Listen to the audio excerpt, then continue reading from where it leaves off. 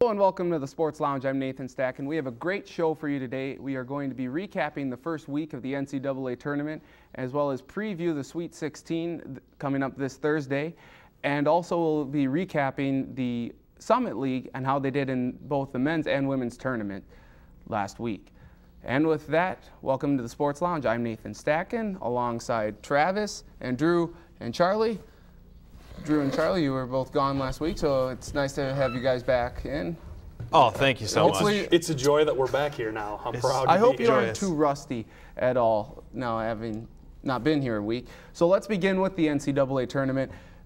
I don't know about your bracket, but my bracket's completely shot after the amount of upsets that, let's put it, likes of which we have never seen.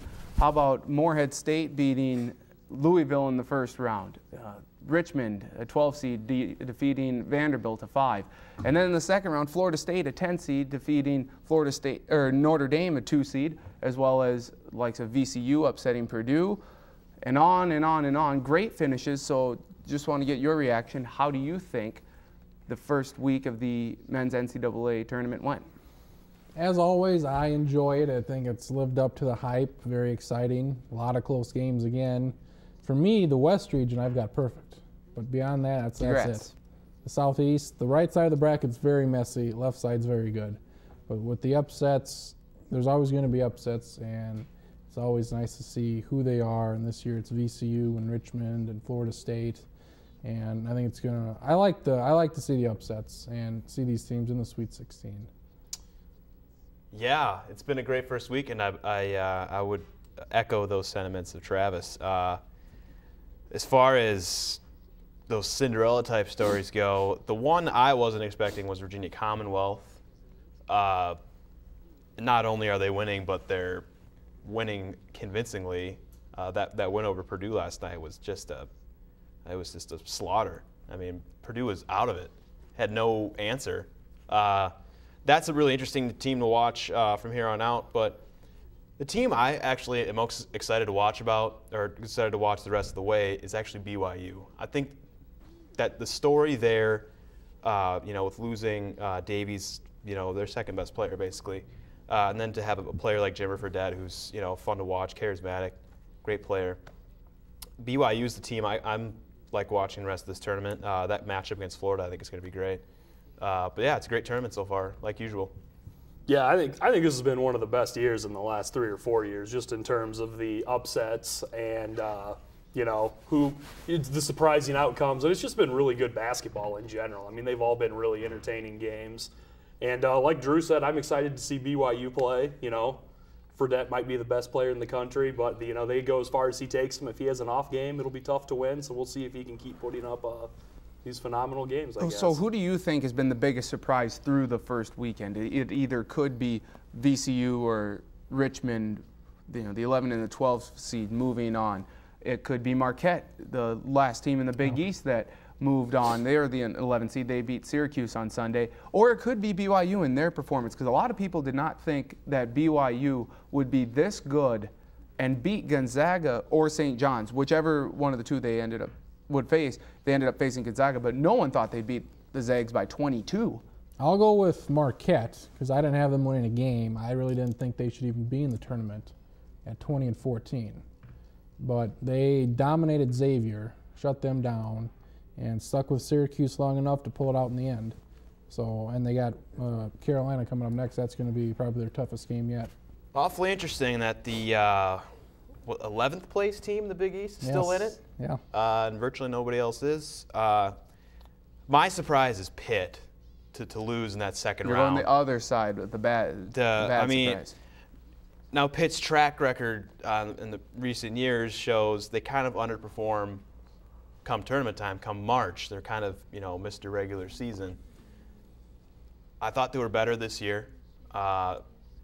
Really, I thought they were, the best that the Big East had to offer, basically.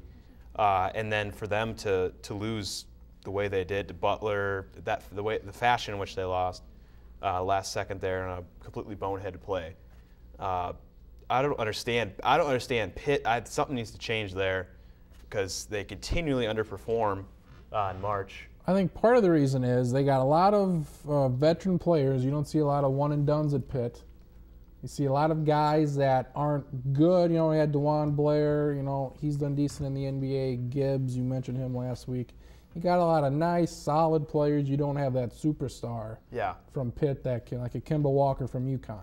Well, the belief now is the Big East was deep, a lot of really good teams. Was there a great team? No. That was up for debate. UConn, I think there's no one team that's shown that they're the best. Well, there was no one team that completely blew everyone out of the water and was dominant the entire season. I think that's where the whole talk about whether or not the Big East, is it overrated, that question comes into play. Is the Big East overrated? I think they're a little overrated in terms of I don't think they should have had 11 seeds in. I think they might be the best conference in America still. I think they're probably the best in terms of coaching. I think they've got a lot of really good players, but other than Kemba Walker, I don't think they have any elite players at all.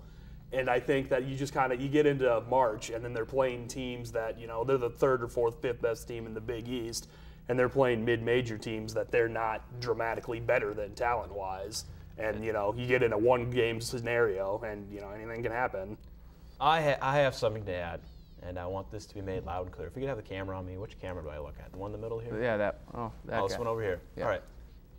This is to the Big East. This goes to all the teams in the Big East. Because they watch the show. Yes. How dare you? How dare you? You know, you come into this tournament, you got 11 teams, you're 15% of the bracket's dedicated to your conference.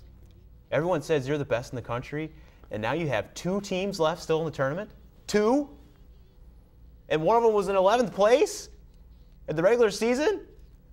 That's a joke, and you should all be ashamed of yourself. Kemba Walker, you're cool. Everybody else should be ashamed of themselves right now. Notre Dame, the whole bit. In here. That was good. That was good. Thank you. As far as the Big East, I mean, you have so many teams in there. They're going to beat up on all these bottom feeders, the DePauls of the world, the Providences. And you have the best team that I think in the Big East, without question now, UConn. They were 9-9 in the regular season.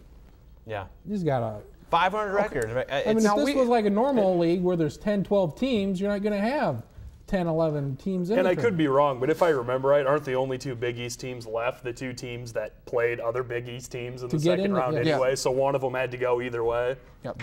Now, we have been treated to some fantastic finishes. The Arizona-Texas game from Sunday night. The opening, when Butler beat Old Dominion on a tip-in with no time remaining. Morehead State with a game-winning 3 over Louisville. We've experienced some great finishes, some great basketball. But this has been a down year for college basketball. There are no real great teams outside of Kansas, Ohio State. Maybe you can throw Duke into that. So with this tournament, are we seeing greater parity? Is the tournament itself been great, the play been great, or the tournament experience? How would you grade each of those things?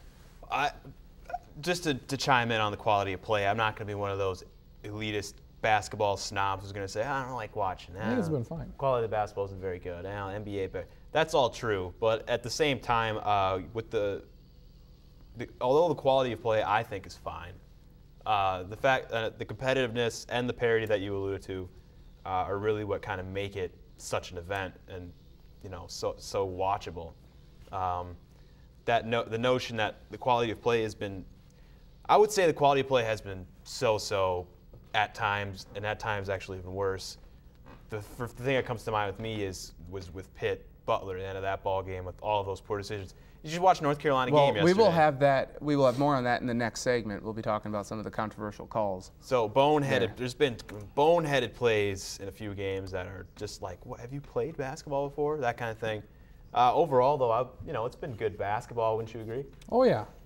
I mean, there's kind of upsets, but if you would have went chalk in this tournament, you would have been doing great. Yeah. Like Colin Cowherd. Yeah. I think next year, I just fill out a bracket and put the first 4 seeds in, and I'll be fine. Hey, just to chime in quickly. Anybody see Obama's bracket? Very well. Good. Yes. What if he wins the money? Ridiculous. What if he wins the 10,000? What would he do with it, you think? Put it towards universal health care, I guess. Yes. Yes. Got to get money from it somehow. What do you think, Charlie, of the difference between the games? Well, kind of like I said this before, I think this has been maybe the best in 3 or 4 years. I know, from what I remember last year, I mean, I like the Final Four. I liked Butler and Duke.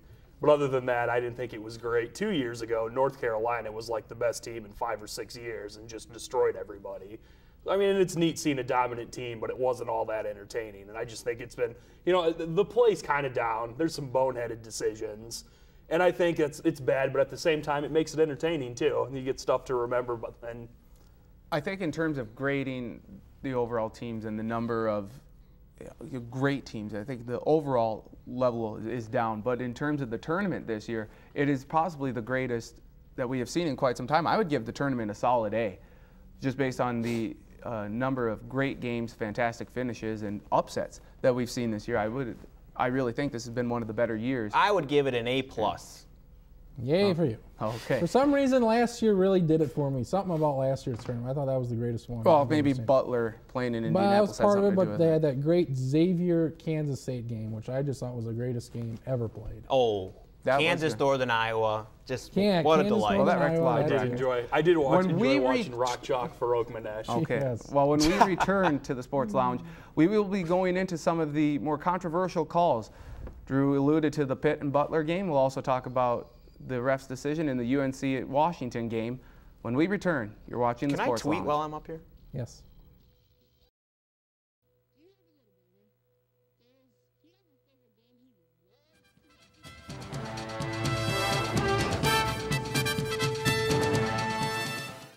Hello and welcome back to the Sports Lounge. I'm Nathan Stacken. We are going to continue the NCAA tournament talk with a look at some of the controversial endings that we've seen in several games. Beginning first with last Saturday's game between Butler and Pitt. It was a foul-filled finish in which Alliteration. Yes, thank you. In which Pittsburgh, with 2.2 seconds left, was fouled by Butler. They got 2 free throws, tied the game, missed the second free throw, and then Pitt fouled with half a 0.8 second left. left? Half a second, Half a something like second that. left. Butler made a free throw. Game was over. Let's begin there. What did you think of that finish? And did the refs make the correct call? Because they've been under a lot of heat. Personally, I Not think as much this heat is, as we're under these lights, but enough. I think it kind of depends on your point of view. I know some people want fouls called regardless. I've always kind of been of the perspective is that at the end of the game, you let a little bit more stuff go. And I'm not a ref. I would do awful at it, and I'll admit that ahead of time. I probably would have let those 2 fouls called go at the end of the game. But, you know, it depends on your perspective. I would be the best ref ever, to contrast from what Charlie said.